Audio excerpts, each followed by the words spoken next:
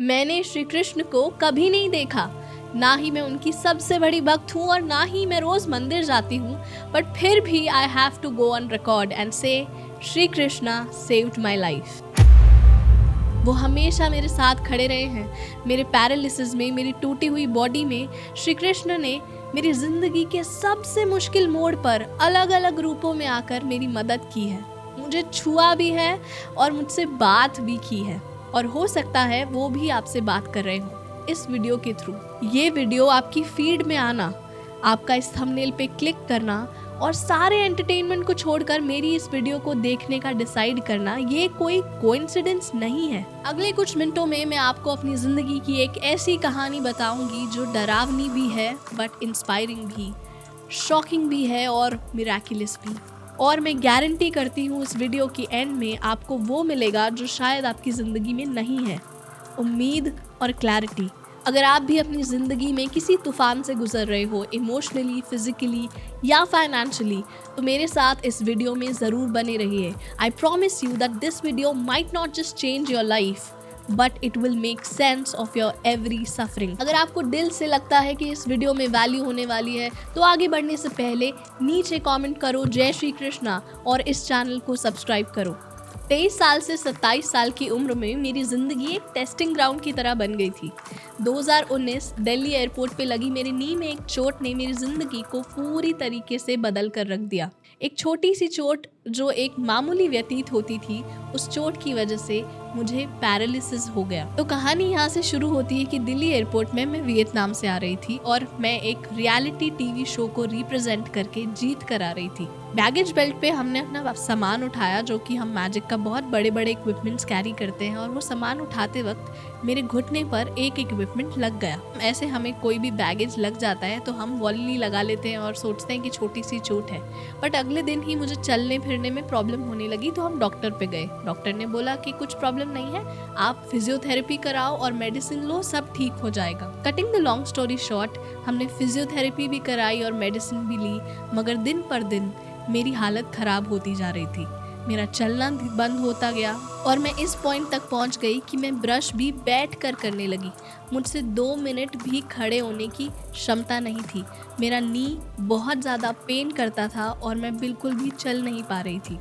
Countless MRIs कराए, x ray कराए, 8 doctors बदले, मगर कहीं भी कोई सोल्यूशन नहीं मिला। हर रिपोर्ट और हर MRI अलग बीमारी बताती थी और कोई भी डॉक्टर ये डायग्नोस ही नहीं कर पा रहा था कि एग्जैक्टली प्रॉब्लम क्या है। और 2019 के बाद कोविड आया। 20 में मैं कोविड पॉजिटिव हुई। मेरी इस दौरान मैं अपने ट्रीटमेंट्स कराती रही, कभी पंचकर्मा, कभी आयुर्वेदिक ट्रीटमेंट, कभी लीच थेरेपी, कभी एक्यूप्रेशर। इन टोटल 2019 से 2021 तक 1.5 साल हो चुका था और मैं मल्टीपल ट्रीटमेंट्स करवा चुकी थी और मुझे कोई फ़र्क नहीं आ रहा था।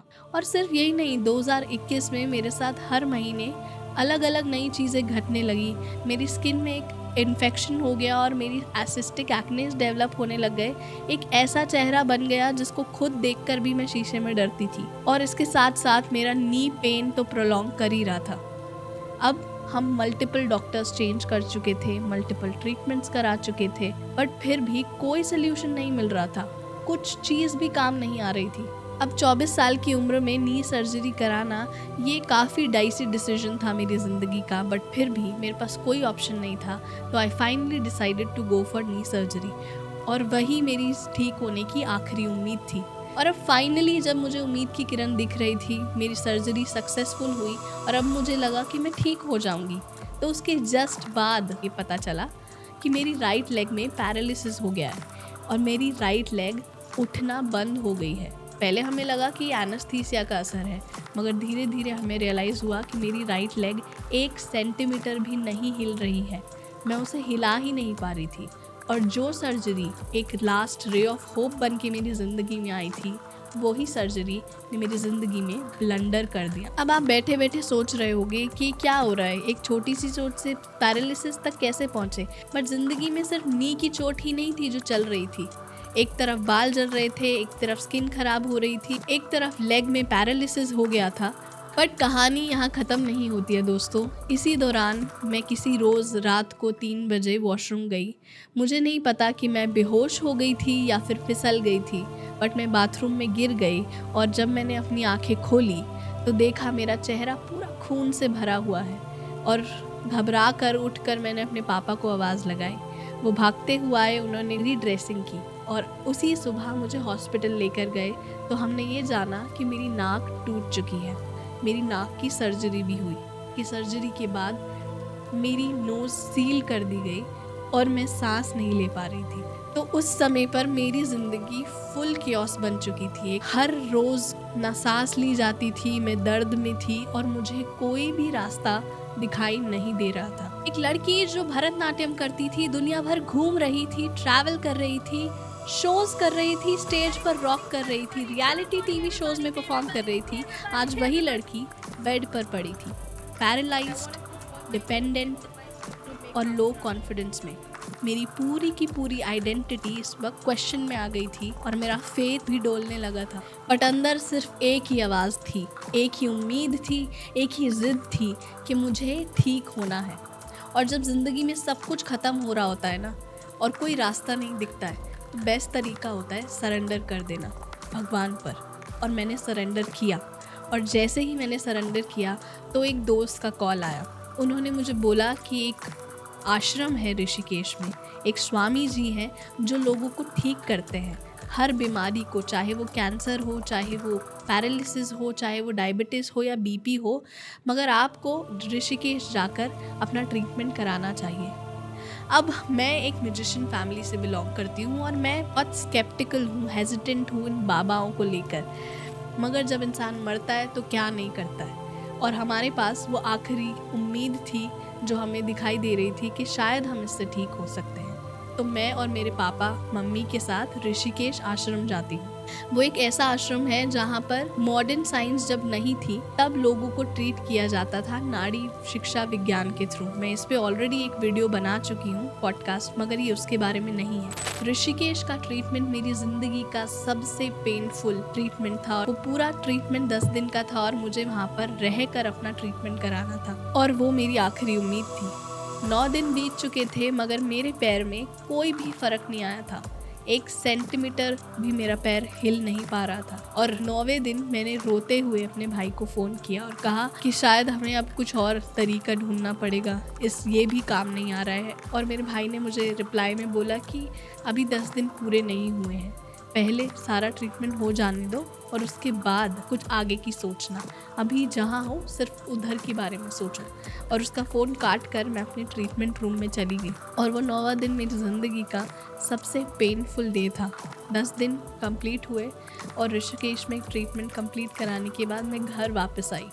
मैंने बेल बजाई और मेरे भाई ने मेरा दरवाज़ा खोला और उसके दरवाज़ा खोलते ही उसकी आंखों में कुछ सवाल थे कि कुछ हुआ क्या, तू ठीक हुई, कुछ इम्प्रूवमेंट आई। और उसके दरवाज़ा खोलते ही मैंने अपनी राइट लेग उठाकर उसे ज़ोर से किक की। उसके चेहरे पर आंसू भी थे और खुशी भी।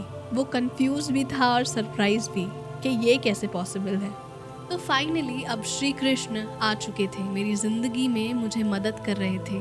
कभी उस फ़ोन कॉल के ज़रिए जब मुझे आश्रम भेजा, तो कभी भाई की आवाज़ के ज़रिए और कहा कि सरेंडर कर दो, रुको, 10 दिन का इंतज़ार करो। श्री कृष्ण थे स्वामी जी के हाथों में जिन्होंने मेरा ट्रीटमेंट किया। आपको पता है मेरी एजुकेशन ट्रैवल इंडस्ट्री में है। मैंने जॉब भी की है एज अ ट्रैवल कंसल्टेंट और मेरी खुद की कंपनी भी है, एक ट्रैवल कंपनी जिसका नाम डेस्टिनागो है। Because of my shows and profession, जिस घर में मैं पैदा हुई, मुझे एक्सेस मिला इस कला का और उसके थ्रू मैंने देश विदेश ट्रैवल करना शुरू कर दिया। और ट्रैवलिंग करते करते मैंने एक ट्रैवल ब्लॉगिंग चैनल शुरुआत की और मैं यहाँ पे अपने ब्लॉग्स डालती थी। मुझे अपॉर्चुनिटीज़ मिलने लगी और मैं केरला टूरिज़्म को भी रिप्रेजेंट करने लगी।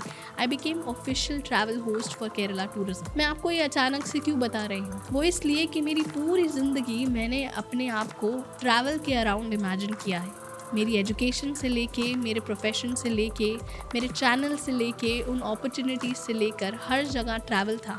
मैंने अपनी ज़िंदगी में यही इमेजिन किया था कि मैं अलग अलग लोगों से मिलूंगी और ट्रैवल करूंगी और अपनी ज़िंदगी ट्रैवल के अराउंड बनाऊंगी। मगर इस चोट की वजह से मेरी ज़िंदगी ने एक नया मोड़ ले लिया और फिर आया पॉडकास्टिंग, जो कभी भी मेरा ज़िंदगी का प्लान नहीं था, बट मे बी वो श्री कृष्ण का प्लान था। It was a God master plan. और मैंने पॉडकास्टिंग को बहुत ग्रेसफुली एक्सेप्ट किया और शुरुआत किया इस शो का। मैं कंटेंट बहुत ही साफ, इंटेंट और बहुत मेहनत से बनाती हूँ, बट उसके बावजूद भी कई बार ऐसा होता है कि बहुत मेहनत करने के बाद भी ना व्यूज़ नहीं आते, सब्सक्राइबर्स नहीं बढ़ते, एंगेजमेंट नहीं होती और आप अपने आप को डाउट करने लगते हो। क्या यही बात है आपका? क्या सच में आप इसी चीज़ को करने के लिए बने हो? बट फिर कुछ ऐसे कमेंट्स आते हैं जो आपको मोटिवेट करते हैं। तो मैं कहूँगी कि ये कमेंट्स भी मेरी ज़िंदगी में श्री कृष्ण की तरह आते हैं, जो मुझे इंस्पायर करते हैं और मुझे बताते हैं कि हम आपके साथ हैं। तो मुझे समझ आता है ये कृष्ण ही तो हैं आपके कमेंट्स के रूप में, जो मुझे बोलते हैं कि हम तेरे साथ हैं। तो मैं ट्रैवल वर्ल्ड में जीना चाहती थी और भगवान ने मुझे माइक दे दिया, लोगों की कहानी बताने और सुनने का सफ़र दे दिया। और मुझे समझ आया कि कई बार हम अपनी ज़िंदगी के टाइटल तो खुद लिखते हैं, मगर उनके चैप्टर्स श्री कृष्ण लिख रहे होते हैं, और जो वो लिखते हैं वो कभी गलत नहीं होता। मेरी इस जर्नी से 2 बड़े लेसन्स जो शायद आपके भी काम आए। ये कहानी ना सिर्फ मेरी नहीं है, ये कहानी हम सब की है। मैं ज़िंदगी में अकेली नहीं हूँ जो इतनी सारी कठिनाइयों से जूझ रही थी। सबकी ज़िंदगी में कोई ना कोई तूफ़ान चल रहे हैं। हम सब इंटरनली किसी ना किसी कॉन्फ्लिक्ट के साथ डील कर रहे हैं, और हो सकता है ये वीडियो सिर्फ आपको ये मैसेज पहुँचाने के लिए हो। नंबर 1 कि जब आप पूरा समर्पण कर देते हो ना, पूरा सरेंडर कर देते हो, तभी श्री कृष्ण आपकी मदद के लिए आते हैं। तभी मेरी ज़िंदगी में जो मिरेकल हुए वैसे भी आपकी ज़िंदगी में भी हो सकते हैं। और नंबर 2, हर रुकावट बुरी नहीं होती, वो रीरूट बन सकती है। ज़िंदगी रुकती नहीं है, बस रास्ता बदल जाता है। श्री कृष्ण हमेशा मोर पंख के साथ नहीं आते, कभी उस कॉल में आ जाते हैं, कभी किसी कमेंट की फॉर्म में आ जाते हैं, और हो सकता है आपके लिए इस वीडियो के फॉर्म में आए। तो अगर आपकी ज़िंदगी में भी तूफ़ान चल रहा है, सब कुछ बिखर रहा है और आपको समझ नहीं आ रहा कि ये सब आपके साथ क्यों हो रहा है, तो विश्वास करो, ये तबाही नहीं, आपका निर्माण है। श्री कृष्ण बस आ ही रहे हैं आपकी मदद करने के लिए। अपने आप को सरेंडर कर दो। And I wish you all a very very very happy Janmashtami.